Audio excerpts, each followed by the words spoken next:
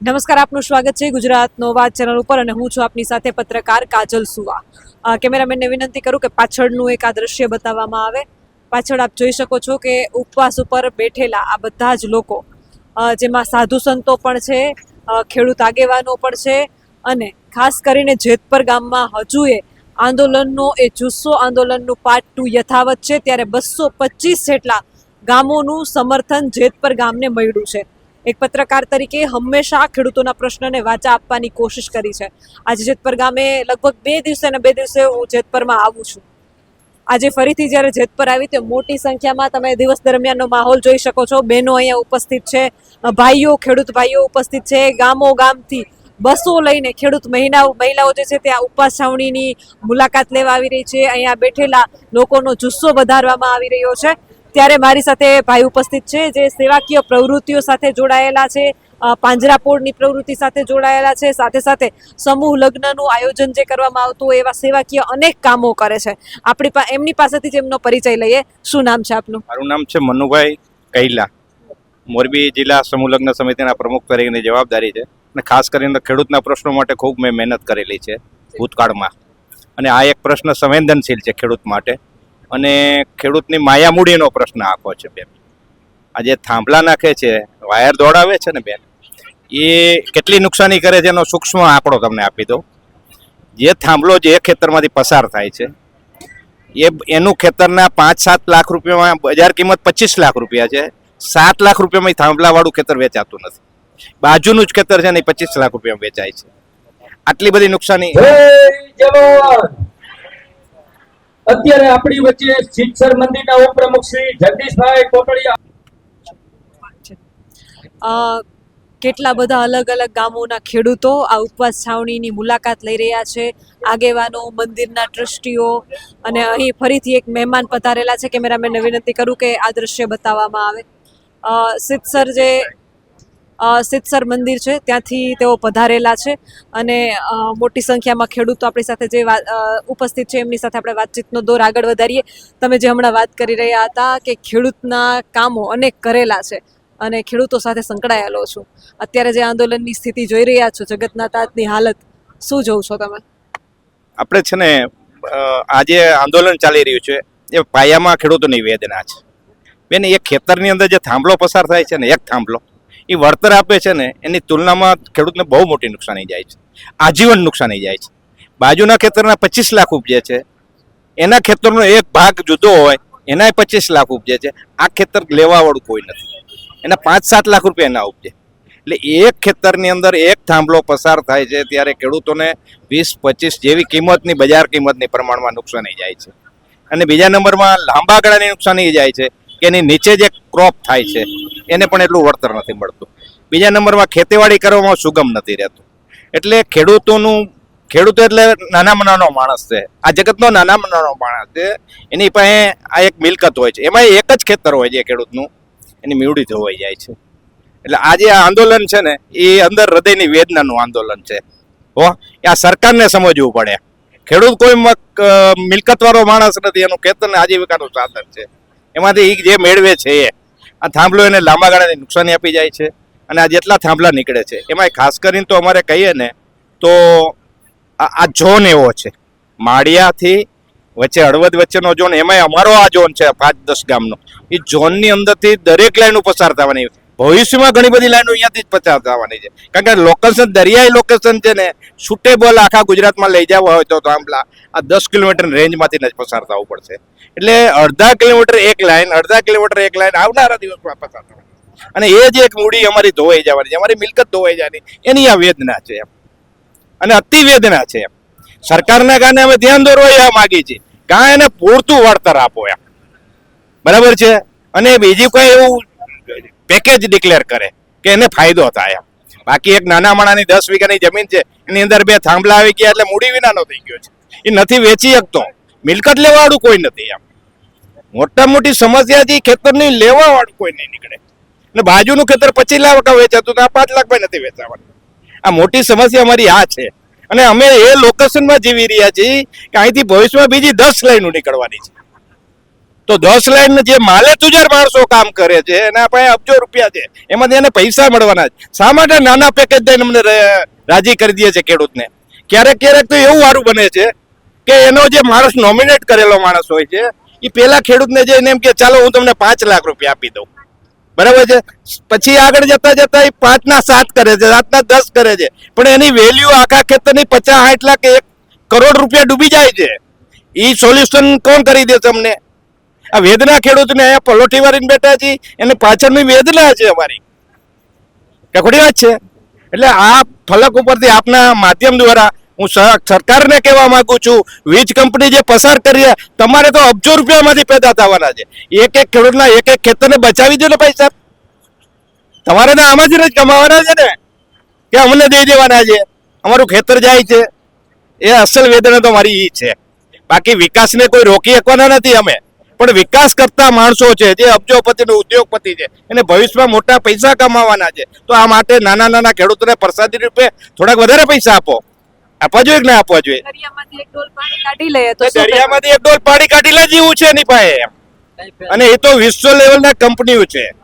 અને કુદરતે લોકેશનમાં અમે અહીંયા બેઠા છીએ કે દરિયાઈ ખાડીમાંથી પહેલા વેલા બજારમાંથી અમે આવી છીએ. પછી તો સમાંતર ઓલા સૂરજના કિરણો કેમ ફેલાઈ જાય એવી રીતે લાઈનો ફેલાઈ જવાની છે. પણ ટોટલી 50 જે લાઈનો નીકળવાની છે, આ 25 કિલોમીટર પટ્ટામાં નીકળવાની છે.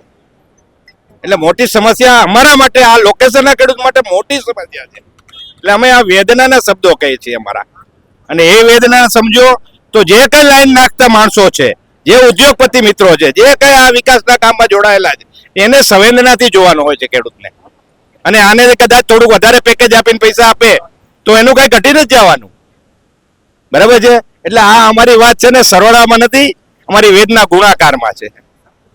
5 ને 5 10 થાય, 25 25 થાય, એ વેદના અમારી 25 ગણી છે બેન. એટલે ખાસ હું આપના માધ્યમથી ગુજરાતની પ્રજાને, ગુજરાતની સરકારને, ગુજરાતના ઉદ્યોગપતિને ખાસ વિનંતી કરું છું કે આ દુનિયામાં ગરીબમાં ગરીબ કોઈ માણસ હોય તો ખેડૂત છે. ખેડૂત કોઈ માલે તુજાર થયો નથી, થવાનો પણ નથી.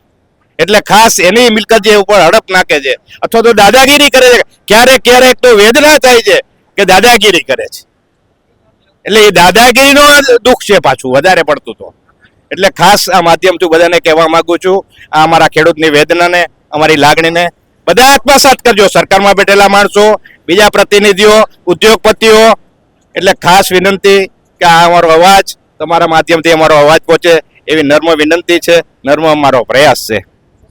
બીજું તમારા વિસ્તારમાં ખેડૂતોના અન્ય શું પ્રશ્નો છે? અમારા વિસ્તારમાં ખેડૂતોના ઘણા બધા પ્રશ્નો બેનો છે. સિંચાઈનો પ્રશ્ન છે. નર્મદા શાખા નહેર અહીંથી ઘણા વિસ્તારમાંથી પસાર થઈ છે, એને મામૂલી વળતર મળ્યું છે જે તે વખતે. બીજા નંબરમાં જે ખેતરમાંથી કેનાલ નીકળી છે એનું જે કામ થયું છે ને એ નબળું થયું છે. નબળું થયું એટલે શું છે? લીકેજ થાય. લીકેજ થાય એટલે આજુબાજુનું જે ખેતર પારો હોય છે ને એની બાજુના ખેતરનો ભાગ છે ને એમાં ખારાશ ઉભરી જાય છે. ખારાશ ઉભરી જાય એટલે શું થાય? એક પણ છોડ ન થાય, ઉત્પાદન ન થાય. એ જમીનને સારી બનાવવા માટે કદાચ અમે વીઘે 50,000 રૂપિયા નાખીએ ને તો જમીન સારી તો થાય જ નહીં. એટલે ટોટલી જે માઇનોર ધોરિયા નીકળે છે, માઇનોર કેનાલો નીકળે છે, એનું જે પેચિંગ કામ છે, આરસીસી કામ છે, બિલકુલ બોગસ ચાલે છે. અત્યારે કેટલી એવી કેનાલના માઇનોર ધોરિયા છે કે કદાચ જોવા જાવ ને તો એના અંશો જોવા મળે છે. એની કુંડી નથી જોવા મળતી, એની લાઈન જોવા નથી મળતી, એના અંશો જોવા મળે છે, અવશેષો જોવા મળે છે. તકલીફ અહીંયા છે. એટલે જે કામ થાય છે ને એ બોગસ થાય છે. મને કઈ સમજાતું નથી કે આટલું બધું શા માટે આવું ચાલી રહ્યું છે. એટલે ખાસ આ વેદના છે, વેદના એ બોલાવ્યો છે મને. આ ખેડૂતની વેદના છે, મારી વેદના તો છે જ, પણ ખેડૂતોની વેદના છે. આપ ક્યાંથી આવ્યા છો? ધ્રોલ તાલુકાના વાક્યા ગામથી. કેટલા ભાઈઓ છો સાથે? હવે 50 વાયો છે. આજે જેતપર શા માટે આવવું પડ્યું? જેતપર ગામની અંદર જે આ વીજ લાઈન નીકળે છે ત્યાંના ખેડૂતોની દશા જોઈ અને તેના સમર્થન માટે અમે આવ્યા છીએ કે એને કોઈ પણ જાતની સહાયની જરૂર હોય તો અમે ખંભે ખંભા મિલાવી અને એની સાથે જ રહેવાના છીએ. કારણ કે આ કંપની અદાણી તો કાલ સવારે ખેડૂતોને મારી નાખવાની છે. કોઈને 5 વીઘા ખેતર હોય, 5 વીઘા જમીન હોય, એમાંથી 2 થાંભલા નીકળે એટલે એની પાછળ કાંઈ જમીન બચતી નથી. હવે અત્યારના સમયની અંદર જમીનો બધાને 5-5, 7-7 વધીને 10 વીઘા રહી છે. તો હવે એની ઉપર જ એની આજીવિકા હોય. અમારા બાપ દાદાના પરદાદાથી આમનામ ચાલ્યું આવે છે કે એને જે કાંઈ મહેનત કરી અને અમારા માટે રાખ્યું છે તો એ અમારે સાચવીને અમારા બાળકો માટે રાખવાનું છે કે એ ભવિષ્યમાં કાંઈ પણ એની 5 વીઘા જમીનમાંથી 2 થાંભલા નીકળે એટલે એની જમીન રહી એને 0-0 થઈ જાય તો હવે એને રોજીરોટી કઈ રીતે કમાવી આજીવિકા નથી આમાં કોઈ ઉદ્યોગપતિઓ કે નથી કોઈ એવા માલે તુજારો તો અદાણીને અમારી એવી નમ્ર વિનંતી છે અને સરકારને વિનંતી છે કે આની ઉપર તમે કંઈક પગલાં લઈ અને યોગ્ય વળતર મળે જેથી કરીને આ લોકોની ખેડૂતોની રોજીરોટી ચાલે અમે અમારા ગામથી 50 જણા આવ્યા છીએ અને અમારા સરપંચ બહુ હોશિયાર છે જબરજસ્ત છે એનું એવું કહેવાનું છે ગમે ત્યારે જેતપર ગામને જરૂર પડે તો અમે આખું અમારું ગામ તૈયાર છે ગમે ત્યારે એક આકલ કરે એટલે અમે આવી જવા ખેડૂતોના સમર્થનમાં તૈયાર છીએ અને ખેડૂતોને કોઈ એ લોકો આ ઉપકાર કરતા નથી એની જે કાયદેસરની જમીન જાય છે તો એનું એને વળતર આપવું જ જોઈએ મારું તો એવું કહેવું છે કે વળતર નહીં એને તો વળતર સાથે ભાડું પણ દર મહિને આપવું જોઈએ કારણ કે એ લોકો આ બધા થાંભલાઓ કોઈ પણ થાંભલા હોય ટેલિફોન હોય કે આ લોકોના ગમે તેના થાંભલા હોય ટાવર ગમે ના નાખી આપણે મોબાઈલ ટાવર નાખી તો એનું પણ દર મહિને ભાડું મળે છે તો ખેડૂતોને ફક્ત વળતર શા માટે એને ભાડું પણ આપવું જોઈએ ને એની જમીન તમે લઈ લ્યો છો જ્યાં થાંભલો પડવાનો છે એ જમીનમાં ખેડૂત પગ પણ નહીં આપી શકે કારણ કે બહુ એવી લાઈન છે એની નજીક જઈ શકાય એવું નથી તો મારી તો એવી નમ્ર વિનંતી છે આ બેરી સરકારને કે તાત્કાલિક આનો નિર્ણય કરી અને ખેડૂતોની મદદે આવો અને જે યોગ્ય વળતર ખેડૂતો રાજી થાય એવું વળતર આપો અને આ લોકો જે અમરનાથ ઉપવાસ ઉપર બેઠા છે એના સમૂહ જુઓ કમસે કમ તમે કોઈના વાલ સોયાઓને ગુમાવશો અમે ગુમાવી દઈશું એવી અમારી દશા થશે તમે બહેરા કાને અમે હજારો વાર અવાજ પહોંચાડી છે કે તમે ઝડપથી જાગો અને આનું કોઈ પણ નિરાકરણ લાવી અને યોગ્ય વળતર અને યોગ્ય ભાડું પણ દર મહિને આપો એવી અમારી ઈચ્છા છે જી ભાઈએ જે પ્રમાણે વાત કરી છે એ પ્રમાણે કે યોગ્ય નિરાકરણ આવવું જોઈએ બીજું તમે જેતપરમાં બહેનો સાથેના અત્યાચારના વાયરલ વિડીયો જોયા છે હા જોયા છે ખરેખર એ તો સરકાર બેરમથી આ લોકોને પોલીસ તંત્રને વેચાતી લઈ લે છે અદાણીએ પોલીસ તંત્રને ભાડે રાખ્યું છે હવે પોલીસ હકીકતે પ્રજાની રક્ષા માટે છે બીજાને ભાડે દેવા માટે નથી પણ હવે આ સરકાર જ એવી છે કે આનું પતન હવે નિશ્ચિત છે કારણ કે ગરીબમાં ગરીબ ખેડૂત છે ખેડૂતની ઉપર જ્યારે અત્યાચાર થાય ત્યારે કોઈ પણનું પતન થાય આ દાખલા આપણે જોયા જ છે હજારો દાખલા જોયા છે કે જ્યારે કોઈ પણ તુલસી ગરીબ કી હાય મુआ ढोर के चाम से लोहा भस्म हो जाए गरीब तुलसी गरीब न संताप ये बुरी गरीब की हाय मुआ ढोर के चाम से लोहा भस्म हो जाए એટલે અમારી આતેડી જો બદદુઆ દેશે ને તો એક અંબાણી અદાણી આવા હજારો હશે ને તો હજારો શહીદ થઈ જશે એટલે મારે તો એવી સરકારને નમ્ર નહીં પણ હું તો જોશથી એવું કહેવા માંગુ છું કે હવે તમે મોડું થાય એ પહેલા નિર્ણય લઈ લ્યો